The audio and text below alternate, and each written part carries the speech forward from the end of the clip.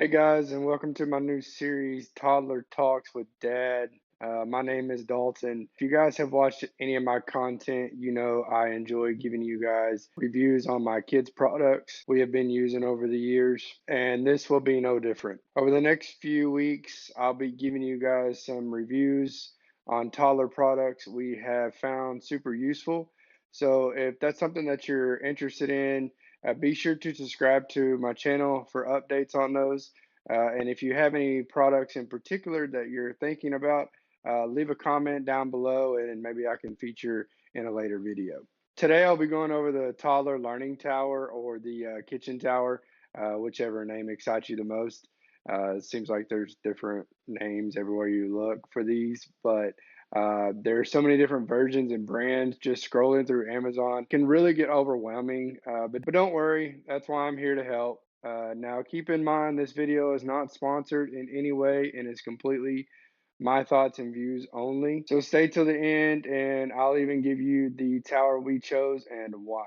So jumping right in, I broke this down basically into 8 different parts to look for or think about when looking for the perfect learning tower, with the first one being color. Browsing through these products, there are multiple different colors with just your normal wood grain. There's a white, there's gray, just about any color that you want. So I think you have to think of this more of an aesthetic point of view and kind of what fits your taste the most. When it comes to color, obviously this isn't a huge factor in how the product performs, but it's something I thought it was worth mentioning just because there's so many different colors and options out there.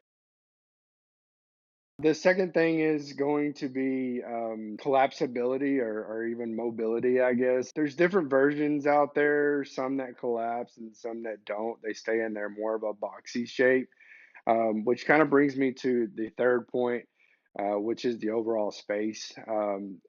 So this to me kind of depends on how much space you have in your house. If you have a lot of room or in a bigger kitchen, if that's where you're going to be using it, and you don't necessarily need the collapsible kind, then that's great. But I know, especially for us, being able to collapse it and put it away really helped because our kitchen is a smaller area. Now, with the collapsibility, I do think it kind of affects another one of the points that I'm going to bring up, and that would be the fourth one, which would be the steps. Um, some of them have an actual two steps on them that are wider, with them being a couple of inches wide, and so it's easier for your kids to put their foot on and to step up. Some of the ones that are more collapsible just have the normal 2 by 2 pieces of wood, and to me it would be a little bit tougher on their feet for them to climb up because granted their foot is smaller, but I don't know if you've ever stepped on wood like that before, but just climbing up there seems like it would be a little rough on their foot. So that would be another thing to think about when it comes to ease of access. Number 5 is going to be the additional features. So with all of these different learning towers, some of them come with different options. So where you can use them in multiple different ways rather than just as a learning tower, as a kitchen helper. I've seen some that have the uh, almost like a chalkboard on the front side for kids to be able to play with. It kind of gives them another activity area added onto it. I know there's some out there that have these shapes for kids to put the shapes in and kind of fit those in. So some of them do have multi-function ability, and I think that's something very important, especially when we talk about toddler toys nowadays. Um, just with the price point that I feel like kids things are, being able to do more than one task with one object is really important. I've even seen them where they will collapse down and fold into sort of a table. So that's something else to think about when buying a product like this. Is it something that you want multifunctional, or is it more just for the kitchen area and using it for that sense? The sixth thing to think about would be the adjustable height. The base where your kid stands on, I've seen on multiple versions that they make them adjustable to where they can go up or down depending on the height of your child. To me, this seems like a pretty important factor as we've been using ours for probably 6 to 8 months now. And obviously, in that time span, he's grown a lot.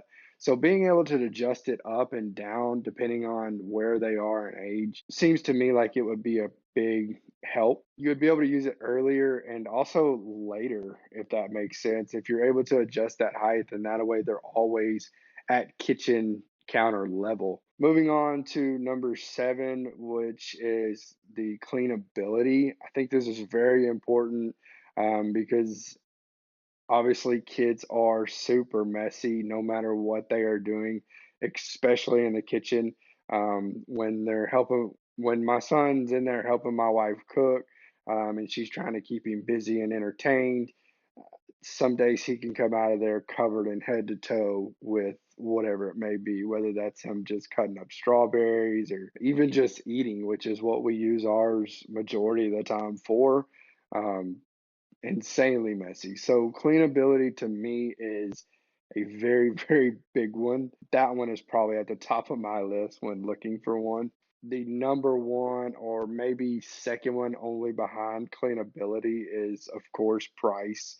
When you look for these learning towers, price wise, these things range just about anywhere depending on how much you want to spend. I've seen some as low as 60, $70, and I've also seen some as high as $200, $300. So I think obviously this is going to differ from person to person depending on how much they want to spend.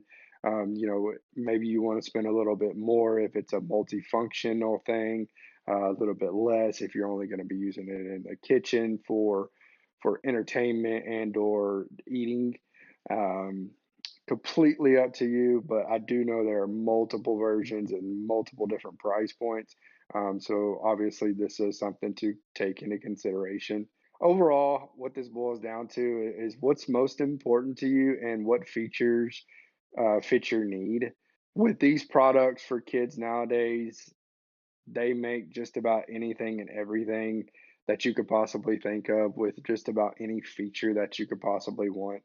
Um, when I was doing a little research on these, I even found where a dad had went through and built his own, which is not a terrible idea either.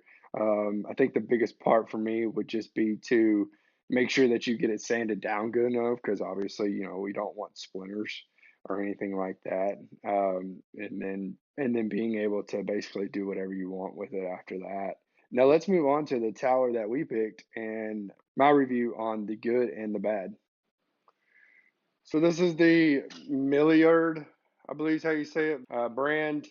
And my wife found it off of Amazon. She got it for, I believe, Christmas 2 years ago for him. And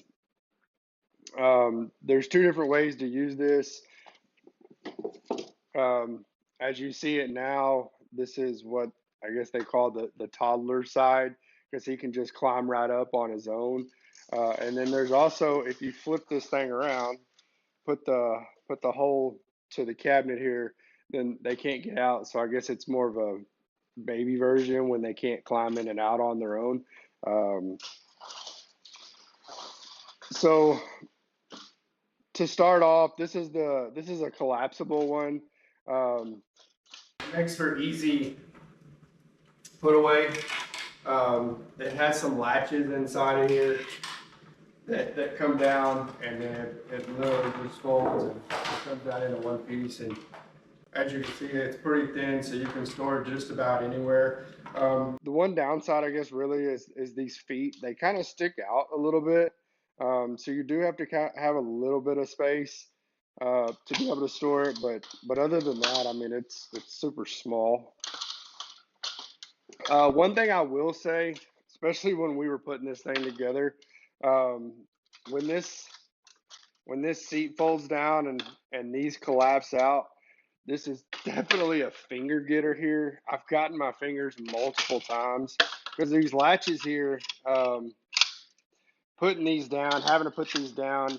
There used to be some rubber bands here, and they've fallen off or disappeared somehow. Anyway, the latches will keep it locked so it can't move back and forth. And then the top just falls down. Um, Another downside that I've noticed to this particular one is the back here. It does have kind of like a step ladder, but it's super small. And I don't know. I mean, obviously, my son has never really complained.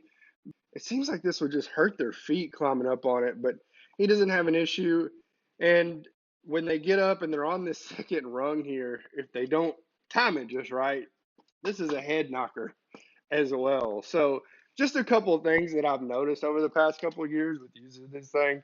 I've noticed there's some that had the actual step that come out. I feel like that would be nice. Again, when you go with the step though, with it being collapsible and being able to store into small spaces, that could be an issue. So kind of going back and forth on what's important to you. I mean, we use this on a daily basis, breakfast, lunch, and dinner, so it's come in handy for us.